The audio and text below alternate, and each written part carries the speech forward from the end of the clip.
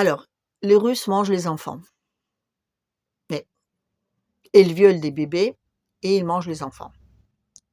C'est connu, les Russes, ils sont tellement affreux que, ils mangent des enfants. Alors, vous savez quoi? Moi, je veux vous prouver que c'est faux. Dans les années 90, surtout dans la deuxième moitié, la pauvreté et la famine en Russie étaient telles que les parents, beaucoup se suicidaient en laissant leurs enfants dans la rue. Beaucoup se suicidaient avec les enfants. Beaucoup mouraient juste parce qu'ils buvaient trop. Ils étaient malades et on ne pouvait pas se soigner. Donc, vous avez en 1996 2 millions, 2 millions d'enfants qui dormaient dans les gares, dans les caves, dans les caniveaux, dans les conditions de vie absolument épouvantables. Les tout petits bouts de chou là, parce que leur espérance de vie était très faible. Beaucoup ne passaient pas 15-16 ans. C'était vraiment les gamins, des tout petits gamins, qui s'organisaient dans les bandes et puis pour survivre, ils sniffaient la colle. Alors comment ils vivaient ces mômes? Premièrement la prostitution. Beaucoup de jeunes filles qui étaient donc en relation souvent pas protégée tombaient enceintes. Du coup, ils abandonnaient leurs enfants et ces bébés ils devenaient aussi des orphelins. Et d'ailleurs, ils ne les mangeaient pas, ces bébés. Ils les abandonnaient, certes, mais ils ne les mangeaient pas. Des enfants ne mangeaient pas leurs enfants. Et ils ne les vendaient pas au marché noir comme un rôti de bœuf non plus. Non, enfin, un rôti de porc plutôt. Mais un petit bébé, c'est plus un rôti de porc. Hein. C'est horrible ce que je dis. C'est horrible, oui, c'est horrible. Mais les journalistes qui osent dire que les Russes violent, ils mangent des enfants et des bébés, c'est encore pire. Parce que tous ces enfants-là qui étaient dans la rue, qui vivaient par la prostitution, par la pornographie, par des vols, parce qu'ils fumaient de la colle, parce qu'ils fumaient des cigarettes, parce qu'ils étaient tous alcooliques, et que ça revenait,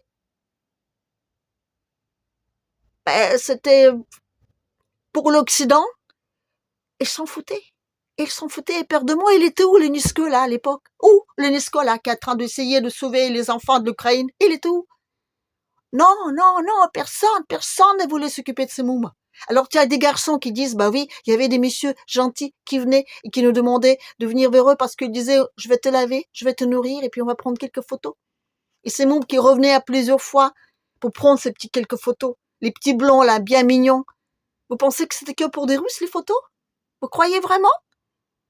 Vous êtes en train de dire la pédophilie, blablabla, blablabla. Mais les mômes, là, les petits garçons, là, dans les années 90, des petits garçons russes qui étaient violés et qui étaient souvent tués parce que il fallait pas laisser les témoins. Et quand il y a des mômes qui disent, bah oui, je sais que c'est pas très bien, mais comment voulez-vous que je fasse d'autre? Et oui, à chaque fois, même si c'est pour une centième fois, j'ai toujours peur parce qu'on n'est jamais à l'abri de la mort, mais que voulez que je fasse? Et puis les gamines qui étaient toutes mignonnes, qui avaient déjà les têtes à 20 ans, ils étaient finis, s'ils arrivaient à 20 ans.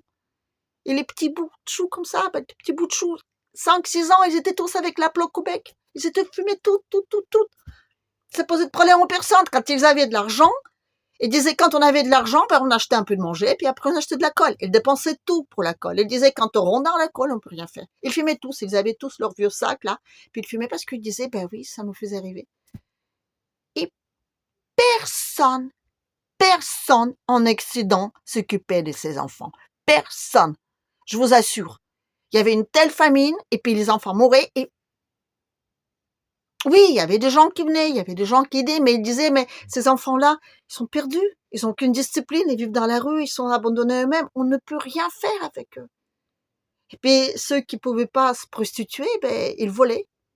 Et puis, ils volaient, oui, à l'atalage, de temps en temps, mais non, c'était pas intéressant. Et surtout, ils se faisaient attraper. Quand ils se faisaient attraper, ils se faisaient tabasser par des flics, et souvent,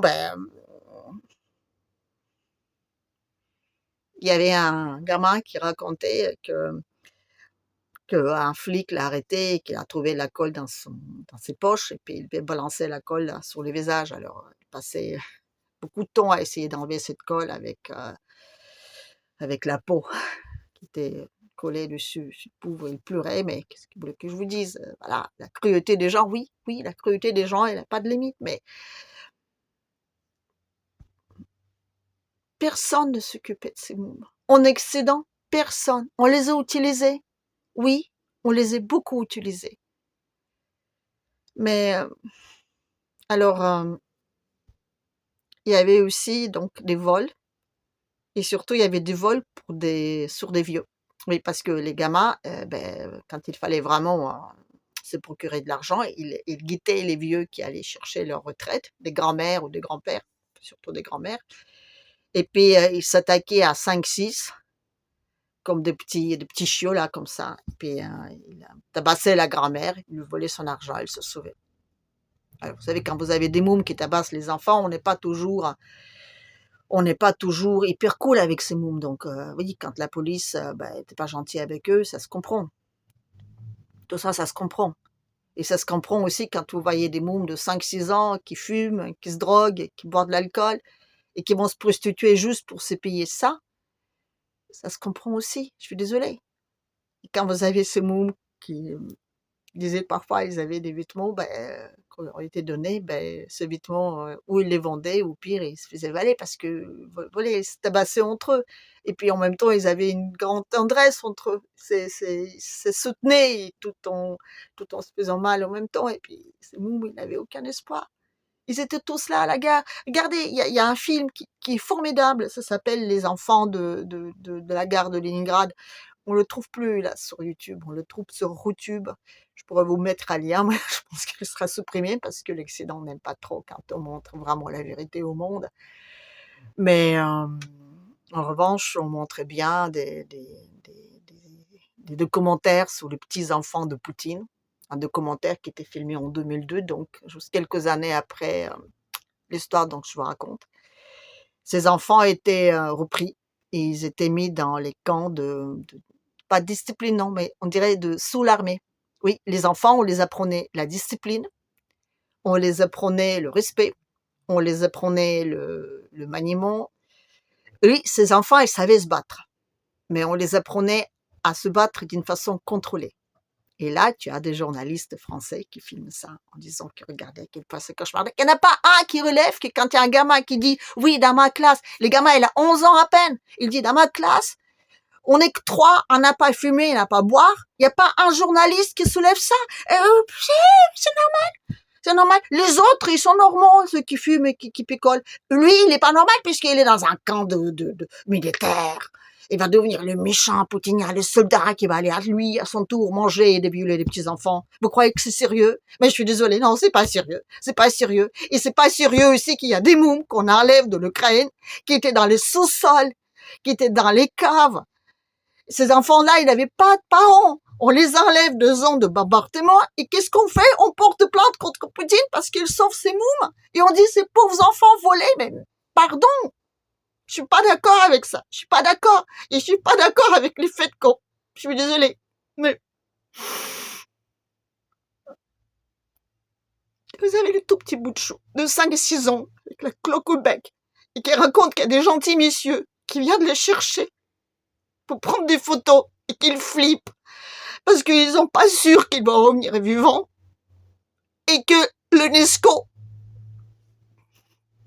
oh, c'est des Russes, ils sont violents, c'est normal. Ben oui, ils sont normaux.